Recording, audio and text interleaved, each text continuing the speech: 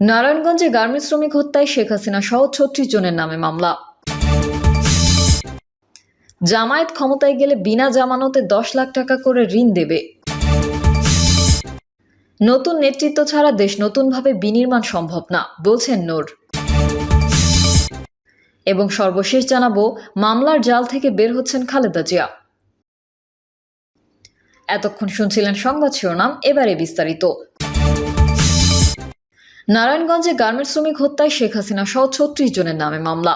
নারায়ণগঞ্জে বৈষম্য বিরোধী আন্দোলন চলাকালে গার্মেন্টস শ্রমিক বদিউজ্জামান হত্যার অভিযোগে সাবেক প্রধানমন্ত্রী শেখ হাসিনা, সাবেক সেতুমন্ত্রী ওবায়দুল কাদের, সাবেক এমপি AKM শামীম ওসমানের ভাতিজা আজমিরি ওসমান, শামীম ওসমানের ছেলে অয়ন ওসমান, শ্রমিক লীগের কেন্দ্রীয় নেতা কাউসার আহমেদ পলাশ সহ ৩৬ জনের নামে মামলা দায়ের হয়েছে।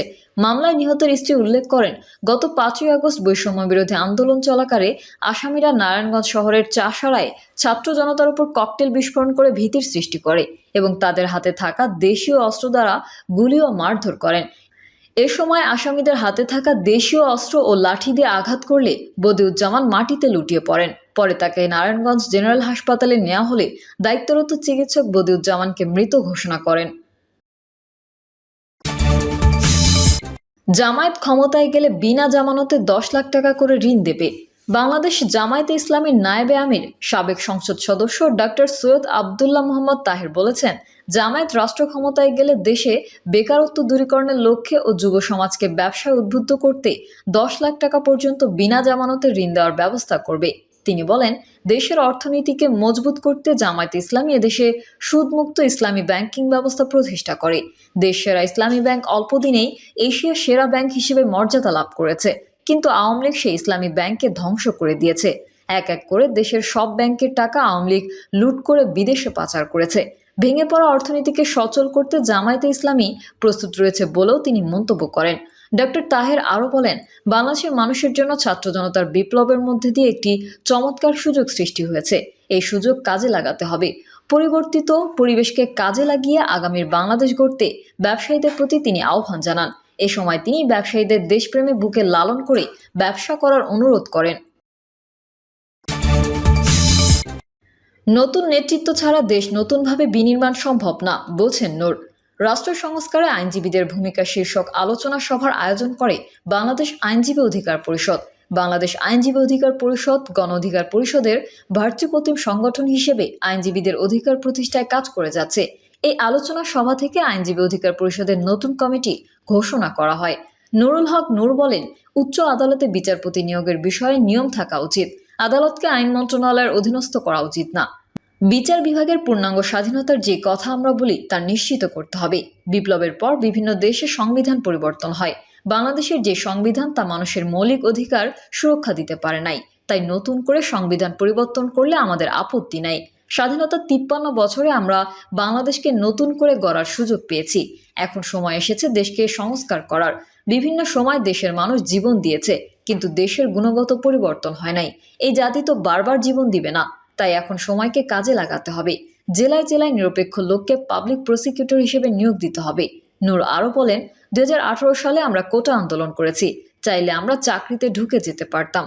আমরা যখন দেখেছি একটা অংশ কোটাকে সংস্কার করে লাভ নেই, রাষ্ট্রের রন্ধ্রে রন্ধ্রে যে এরকম শত সহস্র অনিয়ম, সেগুলোকে সংস্কার করবে কারা? জাতির সামনে সেরকম নেতৃত্ব নাই। সেজন্য আমরা রাজপথ থেকে উঠে এসে রাজনৈতিক দল গঠন করেছি। দল ঘোষণার ১ বছরের মধ্যেই নির্বাচন কমিশনের সকল শর্ত পূরণ করে নিবন্ধন পেয়েছি। আমরা উদ্যোগ নিয়েছিলাম, আজকে সফল হয়েছি। তরুণ সৎ মেধাবীদের রাজনীতিতে এগিয়ে আসতে হবে। নতুন নেতৃত্ব ছাড়া বাংলাদেশ নতুনভাবে বিনির্মাণ সম্ভব না। ৫৩ বছরেও যারা পারেনি, তারা সামনেও পারবে কিনা সেটা নিয়ে জনগণের সংশয় আছে। নবগঠিত আইনজীবী অধিকার পরিষদকে বলবো, আপনারা তৃণমূল পর্যায়ে যাবেন। আইনজীবী অধিকার পরিষদের মূল কাজ হবে সুবিচার নিশ্চিত করা। এ সময় নুরুল হক নূর, অ্যাডভোকেট গোলাম সারোয়ার জুয়েল আহ্বায়ক, অ্যাডভোকেট সরকার নূরে এরশাদ সিদ্দিকীকে সদস্য সচিব করে বাংলাদেশের আইনজীবী অধিকার পরিষদের কমিটি ঘোষণা করেন। গণ অধিকার পরিষদের সাধারণ সম্পাদক মোহাম্মদ রাশেদ খান বলেন, শেখ হাসিনার পতন হলেও বিচার বিভাগ, সচিবালয়, পুলিশ প্রশাসনের ফ্যাসিবাদ রয়ে গেছে। আর্মি সেটআপ পরিবর্তন না করে রাষ্ট্র সংস্কার করা সম্ভবপর নয়। ৬৫ জেলায় আওয়ামী লীগের তালিকার ডিসি কারা নিয়োগ দিল? ২৫ জন আওয়ামী শপথবদ্ধ বিচারক এখনও হাইকোর্টে বহাল। নিম্ন আদালতের জজরা আওয়ামী লীগের, পুলিশের ৯০% আওয়ামী পরিবারের।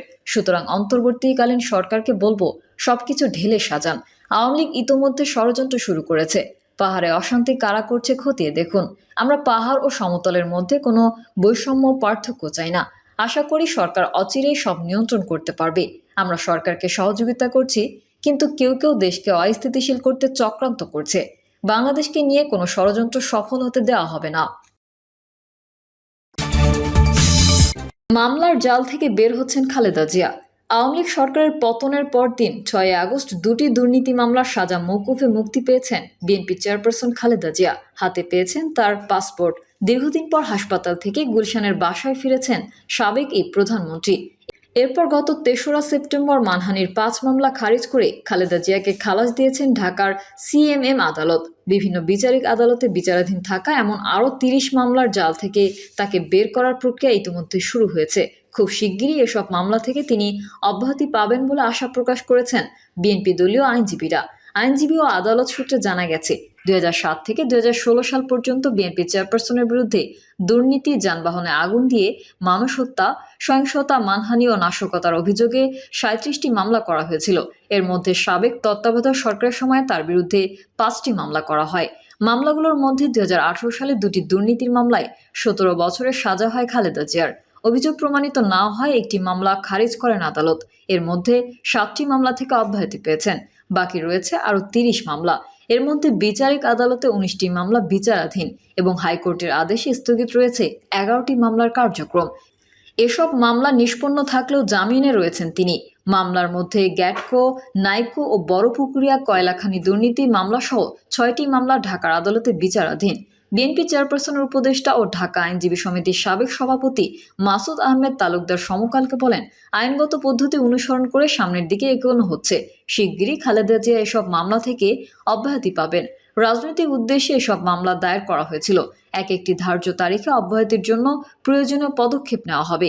দীর্ঘদিন হাসপাতালে চিকিৎসাধীন থাকার পর ৭৯ বছর বয়সী সাবেক প্রধানমন্ত্রী খালেদা জিয়া বর্তমানে গুলশানের বাসা ফিরোজায় অবস্থান করছেন। খুব দ্রুত তাকে উন্নত চিকিৎসার জন্য বিদেশে পাঠাতে নানা তৎপরতা চালাচ্ছে বিএনপি। রাজনৈতিক অঙ্গনে এ নিয়ে নানা আলোচনাও চলছে। বিএনপির আইন বিষয়ক সম্পাদক ব্যারিস্টার কায়সার কামাল বলেন, ফ্যাসিড সরকারের আমলে খালেদা জিয়ার বিরুদ্ধে রাজনৈতিক উদ্দেশ্যে মিথ্যা বানোয়াট মামলা করা হয়েছিল। এগুলো চলমান, যদিও প্রতিটি মামলা চলার মতো কোনো উপাদান নেই। আদালতের প্রতি শ্রদ্ধা রেখে আইনি প্রক্রিয়ায় এসব মামলা মোকাবেলা করা হবে। প্রিয় দর্শক, এই ছিল এখনকার সর্বশেষ সংবাদ। আপডেট সংবাদ পেতে চ্যানেলটি সাবস্ক্রাইব করে বেল আইকনটি ক্লিক করুন। কমেন্টে আপনার মতামত জানিয়ে আমাদের সাথেই থাকুন। ধন্যবাদ সবাইকে। আল্লাহ হাফেজ।